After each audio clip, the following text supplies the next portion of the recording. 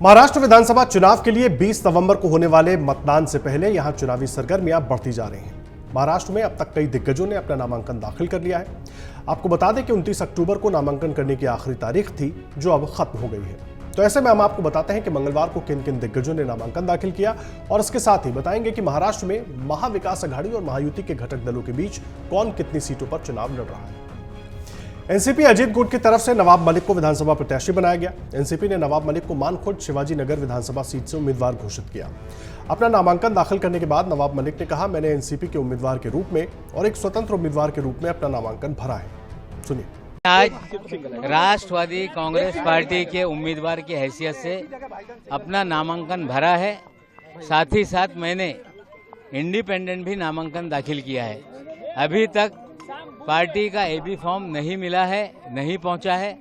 अगर समय के भीतर नामांकन भरने के बाद एबी फॉर्म पहुंच जाता है तो राष्ट्रवादी कांग्रेस पार्टी के उम्मीदवार की हैसियत से चुनाव लड़ेंगे, नहीं तो इंडिपेंडेंट हमने फॉर्म भरा है, इंडिपेंडेंट चुनाव लड़ेंगे। कांग्रेस प्रदेश अध्यक्ष नाना पटोले ने नामांकन दाखिल करने से पहले अपने आवास पर पूजा की। नाना पटोले सकोली सीट से चुनाव लड़ रहे हैं। लोगों में क्या उत्साह है आप लोग देख रहे हो। और यहाँ पर चुनाव जो है जनता ने हाथ में लिया है और अपोजिशन वालों को हमारी ये जनता ही जवाब देंगी।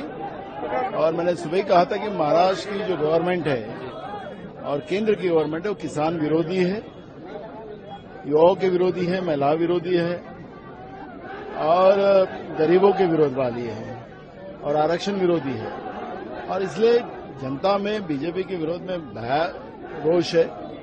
उसी का असर आप देखते हो कि लोग इस तरह से ताकत के साथ रास्ते पे उतरे हैं। शिवसेना नेता संजय रूपम ने दिंडोशी सीट से नामांकन किया। वहीं इससे पहले उन्होंने कहा था, मैं पूरे दिंडोशी के सर्वांगीण विकास के लिए दिन रात काम करूंगा। मैं लोगों की सेवा करने में विश्वास करता हूं। मेरा ऐसा विश्वास है और मैं ऐसा वचन देता हूं कि पूरे दिंडोशी विभाग के सर्वांगीण विकास के लिए दिन रात काम करूंगा। हम तमाम हमारे मतदार भाइयों और बहनों से निवेदन करूंगा कि मुझ पर विश्वास करिए। मैं लोगों की सेवा करने में विश्वास करता हूं, गोर गरीब जो कमजोर लोग हैं उनके साथ चलने में विश्वास करता हूं, उनके साथ दिन रात परिश्रम करने में विश्वास करता हूं। तो पूरे दिंडोशी में जो पिछले 10 वर्षों में कुछ नहीं हुआ, वो सब कुछ आने वाले 5 वर्षों में करने का संकल्प लेके। शिवसेना सांसद मिलिंद देवड़ा ने वर्ली विधानसभा सीट से अपना नामांकन दाखिल किया, जो आदित्य ठाकरे के खिलाफ चुनाव लड़ रहे हैं। उन्होंने कहा, ये कोई व्यक्तिगत लड़ाई नहीं है, हमारा उद्देश्य केवल एक है कि हमें वर्ली के मतदाताओं को न्याय दिलाना है। हमें मुंबई और महाराष्ट्र को आगे लेकर जाना है। मुख्यमंत्री एकनाथ शिंदे वर्ली के लोगों की समस्याओं को हल करना चाहते हैं। तो आइए अब आपको यह भी बता देते हैं कि अब तक जो सस्पेंस बना हुआ था कि आखिर इस चुनाव में कौन सी पार्टी कितने सीटों पर चुनाव लड़ रही है। देखिए, महायुति और महाविकास अघाड़ी गठबंधन ने सीटों का सफलतापूर्वक बंटवारा कर लिया। सभी दलों ने अपने अपने उम्मीदवारों की घोषणा भी कर दी है। सीट बंटवारे के मुताबिक बीजेपी 148 सीटों पर चुनाव लड़ रही है। शिंदे गुट की शिवसेना ने 80 सीटों पर अपने उम्मीदवार उतारे हैं और महायुति में शामिल तीसरा दल अजित पवार गुट की एनसीपी 53 सीटों पर मैदान में है। इसके अलावा महायुति ने अन्य सहयोगियों को 6 सीटें दी हैं। वहीं शिवडी सीट पर महायुति ने उम्मीदवार नहीं उतारा। महायुति गठबंधन यहां एमएनएस नेता बाला नंदगांवकर को सपोर्ट करेगी।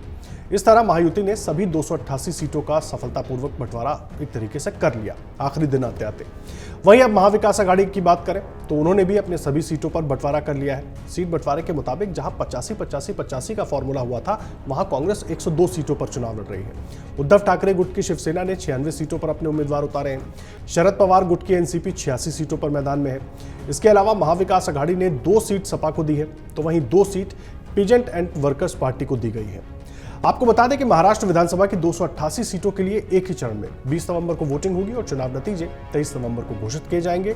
राज्य में सरकार बनाने के लिए किसी भी गठबंधन या पार्टी को कम से कम 145 सीट जीतनी होगी।